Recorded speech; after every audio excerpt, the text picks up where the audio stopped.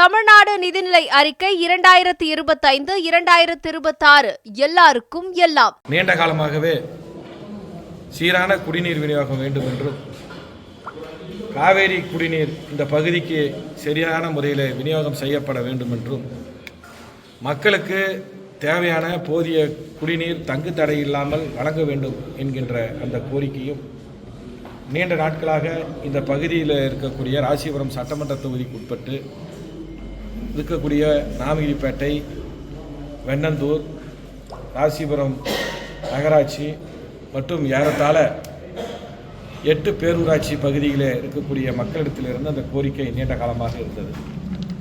கடந்த 2021 தலைவர் தளபதி அவர்கள் தலைமையில் திராவிட மாடல் ஆட்சி பொறுப்பேற்ற பிறகு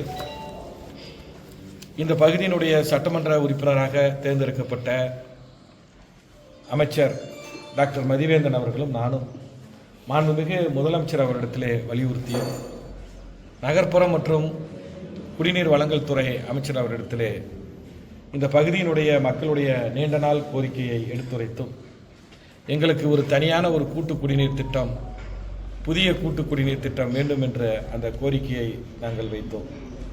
அதன் அடிப்படையில் மாண்புமிகு முதலமைச்சர் அவர்கள் ராசிபுரத்திற்கு புதிய கூட்டு குடிநீர் திட்டத்தை 2021 ஆண்டு பட்ஜெட்டில் அரசாங்கம் பொறுப்பேற்றவுடன் அதை அறிவித்து உடனடியாக அதற்கு நிதி ஒதுக்கீடு செய்து அந்த கூட்டு குடிநீர் திட்டத்திற்கு செயலாக்கம் செய்வதற்கான ஆணையம் வழங்கப்பட்டு ஒப்பந்தம் கோரப்பட்டு இப்பொழுது அந்த பணிகள் நடைபெற்று வருகிறது. ஏறத்தாழ இந்த ராசிபுரம் கூட்டு குடிநீர் திட்டமானது மாண்புமிகு முதலமைச்சர் அவர்கள் ஏறத்தாழ 854 கோடி ரூபாய் இந்த கூட்டு குடிநீர் திட்டத்திற்கு அனுமதித்து அரசாணை வெளியிட்டார்கள்.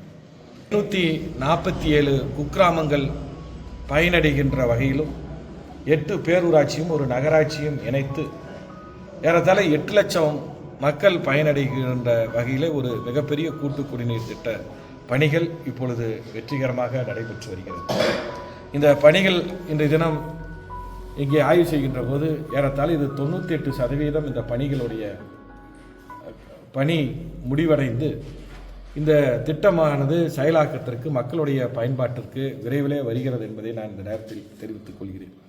குறிப்பாக வருகின்ற 1ஆம் தேதியிலிருந்து ஏப்ரல் 1ஆம் தேதியிலிருந்து இந்த கூட்டு குடிநீர் திட்டத்துக்கான சோதனை ஓட்டம், வெள்ளோட்டம் என்று சொல்வார்கள், அது சோதனை ஓட்டம் தொடங்க இருக்கிறது. இந்த சோதனை ஓட்டத்தினுடைய காலம் ஏறத்தாழ 6 மாத காலத்திற்கு சோதனை ஓட்டம் நடைபெறும்.